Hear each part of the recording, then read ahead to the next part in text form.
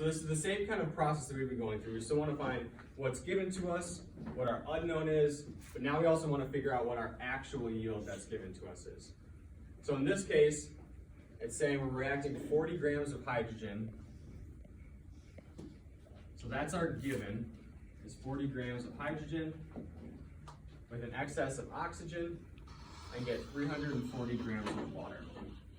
So this is saying we've got, whenever you get something or produce something or it yields something, that's our actual yield. This 340 grams of water is our actual yield.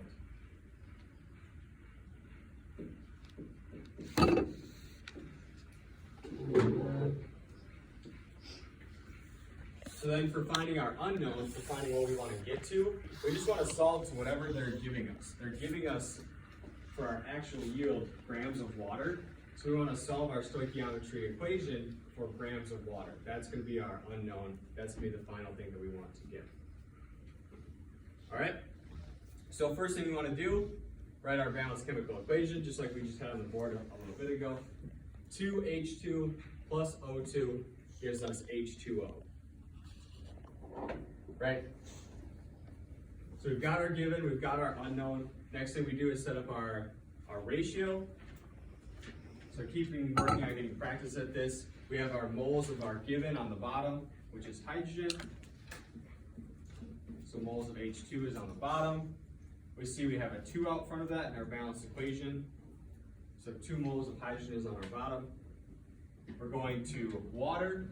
So 2 moles of water is going to be on our top for our molar ratio. So that's the next step, figure out our molar ratio. In this case, it's pretty nice. We got 2 moles of hydrogen giving us 2 moles of water.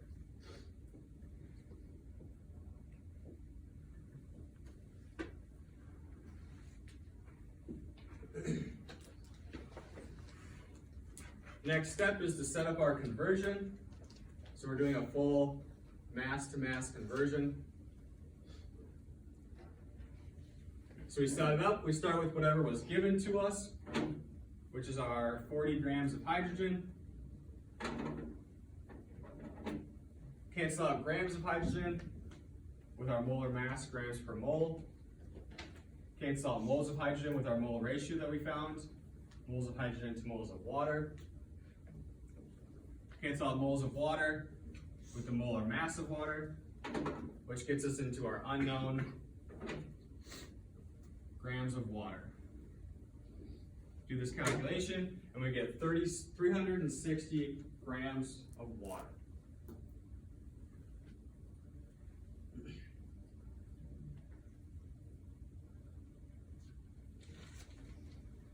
So if we remember from up above,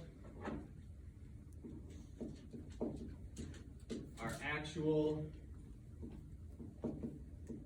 yield was 340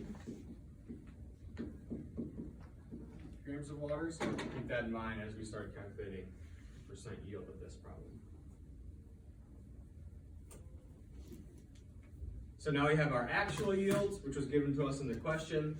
We have our theoretical yield that we calculated from the values given to us in our stoichiometric conversions. We can compare these two using our percent yield calculations.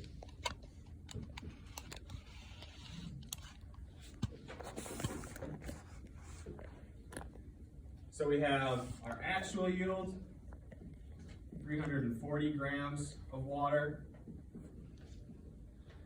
divided by our theoretical yield, 360 grams of water. We're going to multiply that by 100 to get it into a percentage. So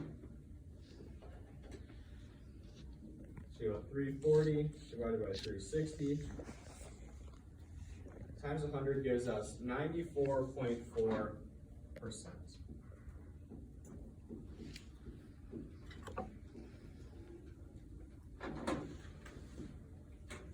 So there's our percent yield. So it's nothing that's super new. It's not even a whole lot of extra work. It's the same thing that we've already been doing. We're doing our stoichiometric conversion. If they're giving you 2 different values to start with, you have to define the limiting reagent first.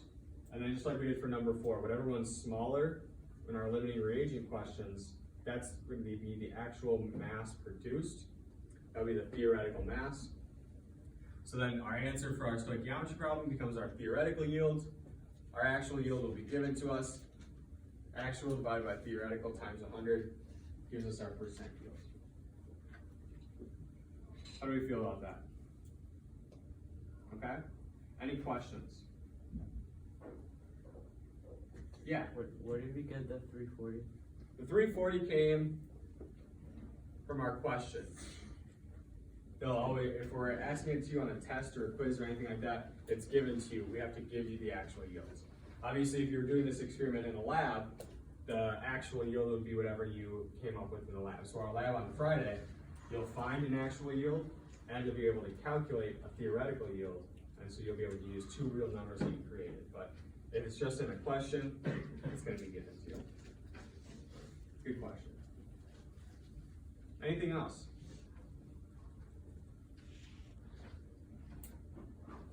Okay. So for the rest of the day, kind of today and tomorrow, what we're going to be working on is going through pages 16 and 17 in your homework. Those will be due at the end of class tomorrow.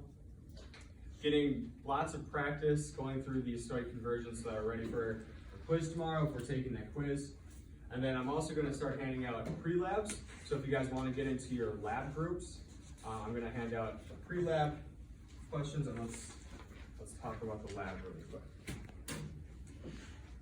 So the stoichiometry lab is another kind of create your own lab. So it's one where you guys are going to have to design the procedure for yourselves. All right, so we give you some tasks, we give you data tables, things that you should be collecting, but it's up to you as a lab group to design your procedure that you want to follow. Okay? So that'll be kind of the process for the rest of today and the beginning of class tomorrow will be designing your lab procedure with your lab groups. For this lab, you can turn in 1 lab write-up per group. So you can write out your procedure on a piece of paper, and then we'll just staple it to your lab so you guys have that all together. Okay? So I'll hand these out as well. And if there's any questions you guys have, today is the day to get them answered before our quiz tomorrow.